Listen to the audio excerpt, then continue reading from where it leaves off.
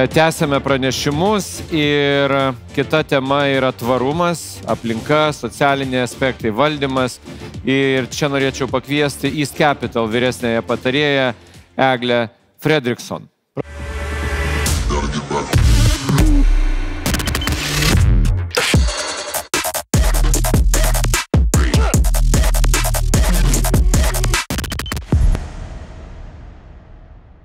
Sveiki. Dėkui organizatoriams labai už šį kvietimą dalyvauti tokiame aukšto lygio renginyje su labai įdomiomis temomis. Visada labai malonu atvykti atgal į širdžiai artimą Vilnių. Kas yra įdomu, kad gal daugiau nei 10 metų atvykdavau į Vilnių kaip investuotoja į Telia Lietuva akcijas. Todėl teko artimai sekti vystymasi įmonėje ir dabar labai malonu matyti visus šitos puikius rezultatus. Šiandien aš kalbėsiu irgi kaip investuotoja, su fondų valdytoja, dirbanti su besivystančiom rinkom, gana rizikingom rinkom. Kas yra įdomu, kad per savo 20 metų karjerą dažniausiai būdavau visada kviečiama pakalbėti apie pinigus, žinoma, investicijas, kur geriau investuoti, kur geresnė grąža. Bet galbūt per paskutinius 5, 4, 3 metus pastebėjau, kad dažniau esu kviečiama kalbėti apie tvarumą.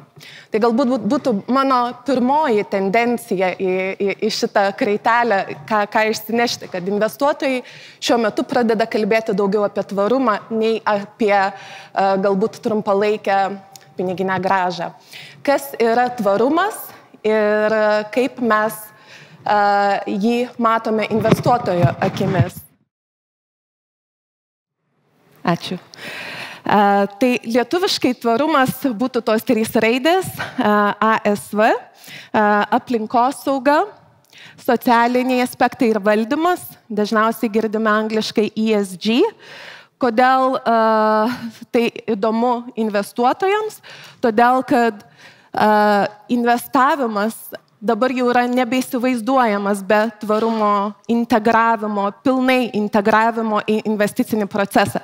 Tai reiškia, kad ne vien finansiniai rezultatai mūsų sprendimus lemia. Tvarumo aspektai yra, kaip sakant, paraleliai visoj investicinių sprendimų grandiniai.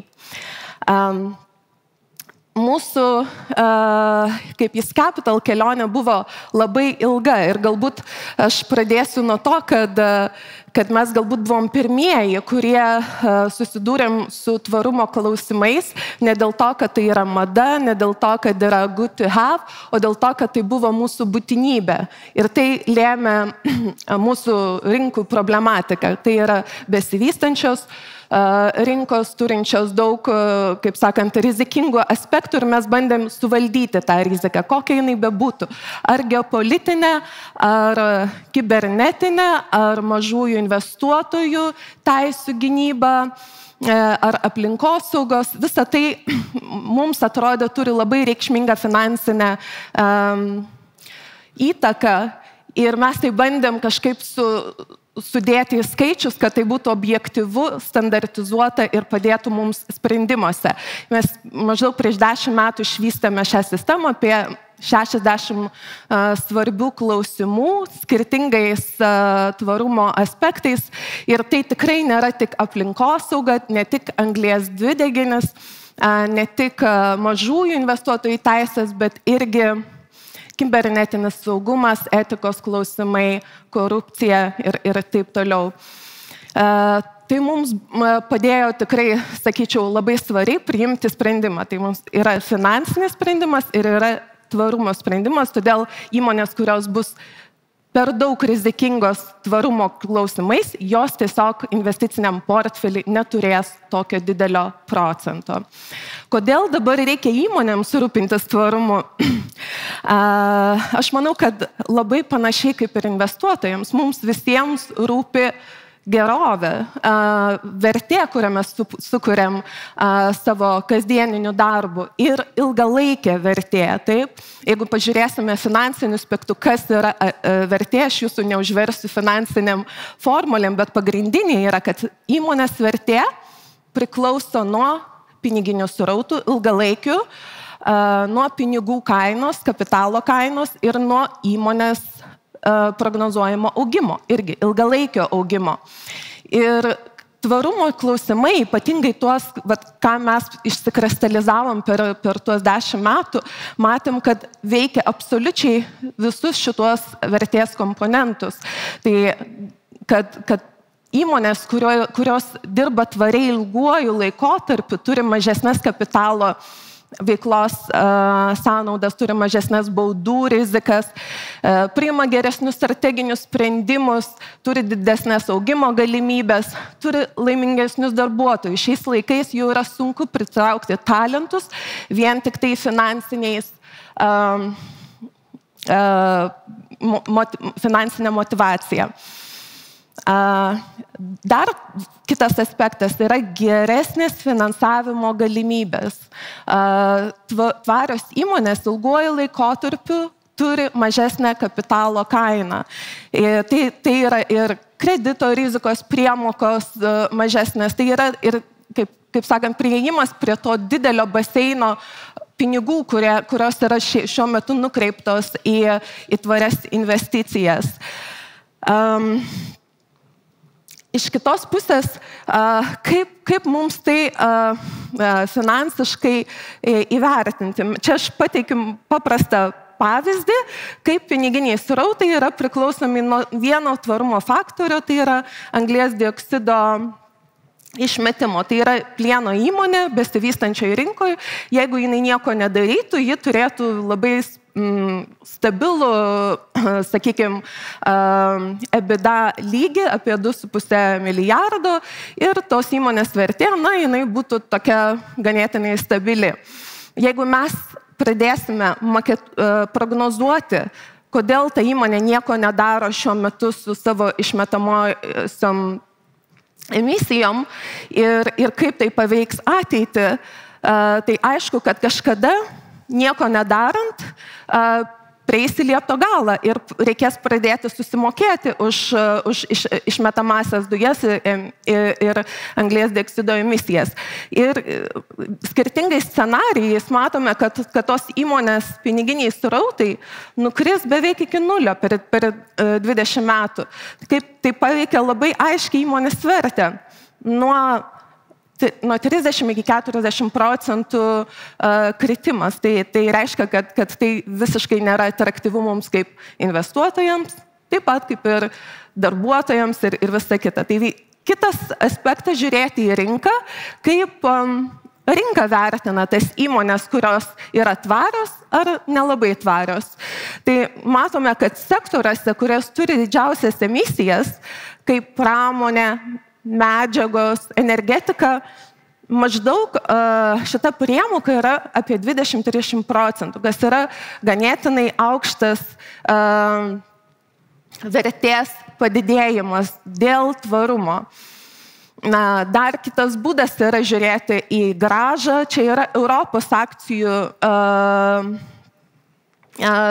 rinka per paskutinius 5 metus ir jinai beveik nepakitusi. Rinka nelabai pakilo, bet jeigu investuosim į įmonės, kurios turi geresnį tvarumą, čia mes žiūrėjom pagal taksonomijos suderinamumą įmonėje, tos įmonės pakilo apie virš 30%. Tai irgi vėl didesnė vertė. Tai tokie būtų finansiniai klausimai, bet dar svarbiau yra mums visiems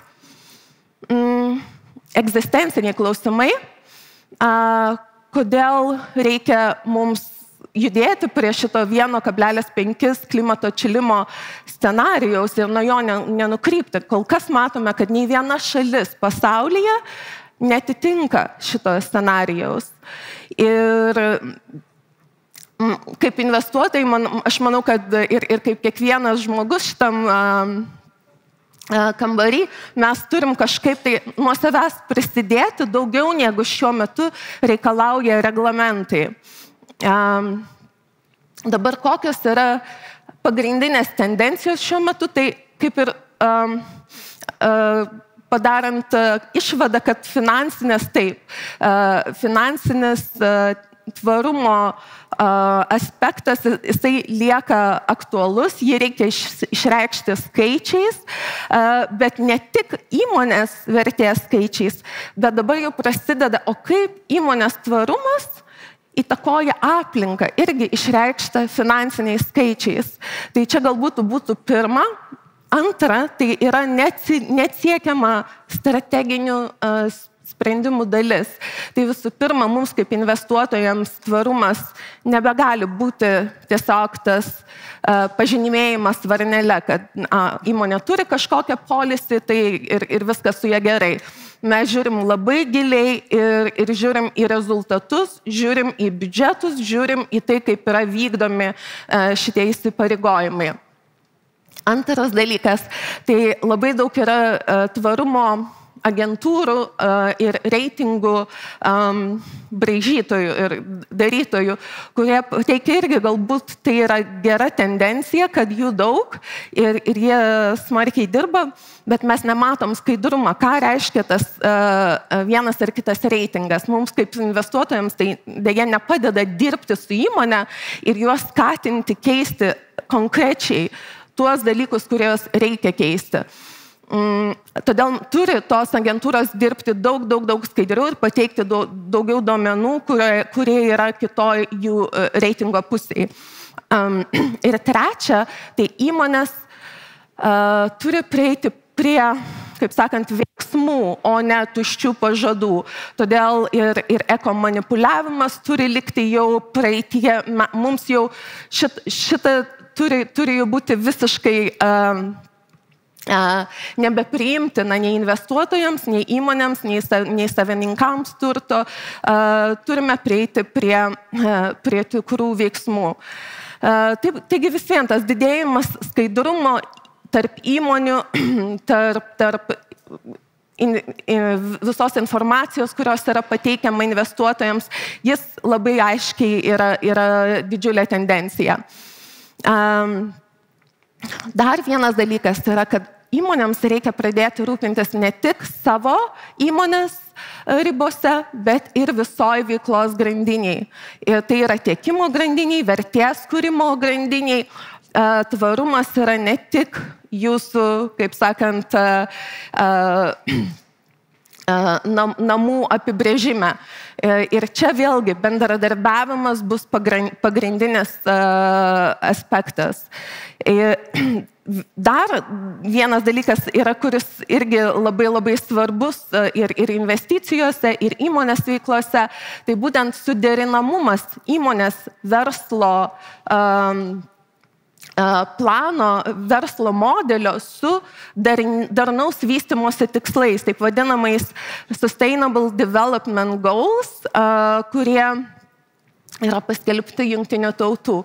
Jeigu įmonė su tuo nesiderina, mes kaip investuotojai manom, ta įmonė nelabai turi ateities, ilgalaikės ateities.